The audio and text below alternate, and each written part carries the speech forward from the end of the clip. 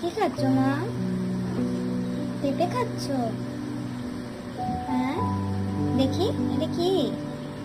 এটা কি? এটা পেঁপে? তুমি পেঁপেও খাও মামা? অলিজা, কেমন খেতে? সব খুঁটে খুঁটে ফেলে দিচ্ছিস কেন? তুই পাস কোথা দিয়ে? সব চুরি করে করে নিয়ে আসিস? হ্যাঁ, মা দেখলে দেবে তোমায়, প্যাদানি দেবে। নাও, খেয়ে নাও, নিয়েছে যখন পুরোটা খেয়ে নাও।